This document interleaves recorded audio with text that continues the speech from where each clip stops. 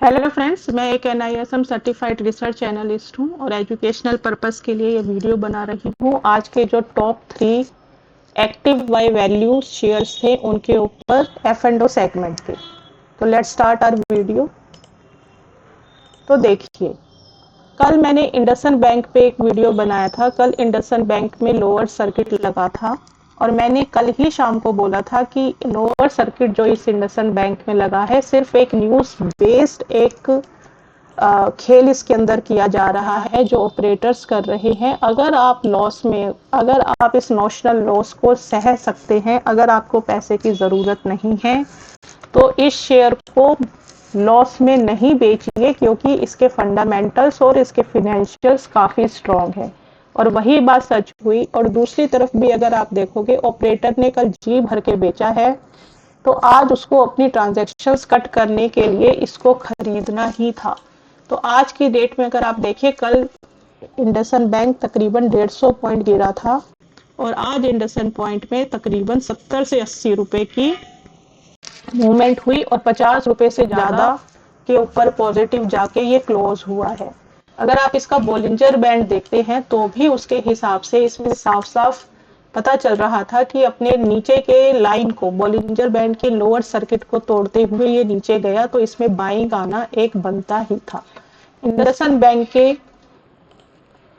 अगर आप देखें, मैंने कल ही बताया था इंडसइंड बैंक के जो जो इसके फंडामेंटल्स हैं और जो इसके फिनेंशियल्स हैं वो काफ़ी स्ट्रांग है। सिर्फ उसके एक डेरिवेटिव सेगमेंट में एक डाउट आया है आरबीआई को, अभी उसकी जांच नहीं हुई है कि कितना उसने खोया है और कितना उसने घपला किया है। अभी सिर्फ एक डाउट है। तो अगर आप प्रॉफिट एंड लॉस देखते हैं तो इंडसइंड बैंक का कल का वीडियो आप देखिए, पूरा डिटेल्ड वीडियो है।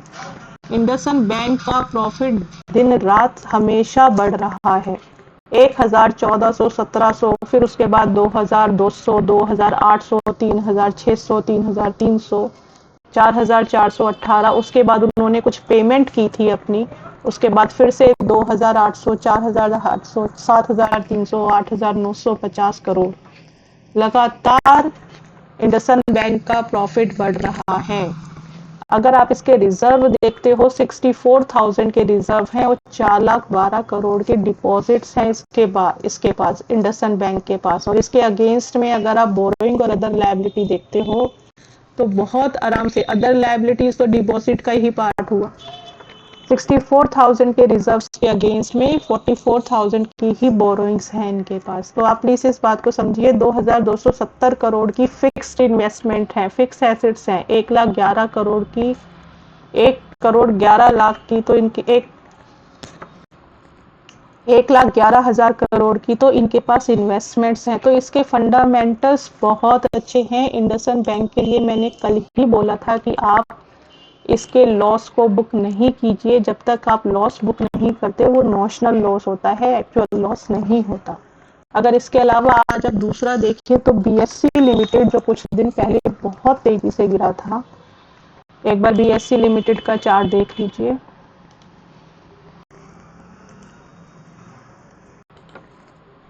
देखिए, बीएससी लिमिटेड में भी कुछ दिन पहले बहुत शोर हुआ था कि बीएससी गिर रहा है, बीएससी गिर रहा है, बीएससी खत्म हो जाएगा, बीएससी गिर जाएगा। अरे बीएससी गिर रहा है, ये बाइंग अपॉर्चुनिटी है, मोनोपोली स्टॉक है बीएससी। बीएससी, एनएससी, एमसीएक्स, ये मोनोपोली स्टॉक्स है, डिपॉजिट बीएससी देखिए। और बीएससी कोई कल ही नहीं गिरा, बीएससी तो गिरना शुरू हो गया था 27 फरवरी से। और अगर आप इसका बॉलिंजर बैंड देखते हो तो भी इसमें अब बाइंग आने के पूरे चांसेस हैं, क्योंकि बॉलिंजर बैंड्स की भी ये डाउन लाइन को, आउटर लाइन को नीचे की साइड से टच कर चुका है। तो इसमें अब भी आने के, अगर आप इसमें अब सेल मत कीजिए, या अगर आप प्रॉफिट में, अगर आप लॉस में है तो कम से कम लॉस नहीं बुक कीजिए। मोनोपोली स्टॉक है ये भी अपना जब मार्केट टर्न अराउंड लेगी, ये शेयर फिर से बढ़ेगा। अगर आप बीएससी के फंडामेंटल्स देखते हो तो देखिए, 54,000 करोड़ की कंपनी है जिसके अगेंस्ट में सिर्फ और सिर्फ 2.02 करोड़ का लॉस है। Return on capital employed is 20%, return on equity is 15%। Profit after tax 936%। एक बार इसका प्रॉफिट एंड लॉस देखिए, प्रॉफिट लगातार इसका प्रॉफिट इंक्रीज हो रहा है। बीच में कुछ कोरोना के टाइम, कोरोना के बाद नहीं, जब मार्केट बढ़ी थी, कोरोना के टाइम में तो डेफिनेटली थोड़ा सा जब मार्केट गिरी थी तो ऑब्वियसली इसके ऊपर भी फर्क पड़ा ही था, सभी के ऊपर, सभी शेयर्स के ऊपर पड़ा था। कंपनी लगातार प्रॉफिट बना रही है। अगर इसकी आप बैलेंस शीट्स देखोगे 3681 का, तो इनके पास करोड़ का तो सिर्फ रिजर्व्स हैं। इन्वेस्टमेंट्स देखिए 2799 की इन्वेस्टमेंट है, 326 का फिक्स एसेट्स है। अदर एसेट्स देखिए 7616 करोड़ की एसेट्स है, और अदर लायबिलिटीज कितनी है, 7442। तो अगर अपनी लायबिलिटीज को पे ऑफ भी कर देते हैं तो भी इनके पास रिजर्व, इन्वेस्टमेंट, फिक्स एसेट्स के बाद भी इनके पास पैसा बचेगा। So what's wrong in this? ये ऐसे स्टॉक्स हैं, अगर आप FII देखोगे तो लगातार FII की जो होल्डिंग है वो बढ़ रही है। 60 से 12, 13, फिर कुछ कम हुआ 11, 13, 16 और फिर से 16%। DII की होल्डिंग लगातार बढ़ रही है। पब्लिक की होल्डिंग 59% से कम हुई है। 50%, यही तो चाहते हैं बड़ी कंपनीज के मालिक कि पब्लिक की होल्डिंग नीचे के रेट पर हम पब्लिक से ले ले वापस, इसलिए इसमें ये गेम होता है। अदर्स की होल्डिंग भी 21% है। अदर्स कौन हो सकते हैं? मालिक इसके हो सकते हैं, दूसरी पार्टी हो सकती है, गवर्नमेंट ऑफ इंडिया हो सकती है।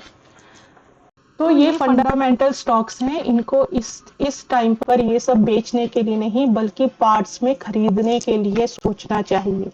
इसके अलावा जो आज तीसरा स्टॉक था दैट इज इन्फोसिस।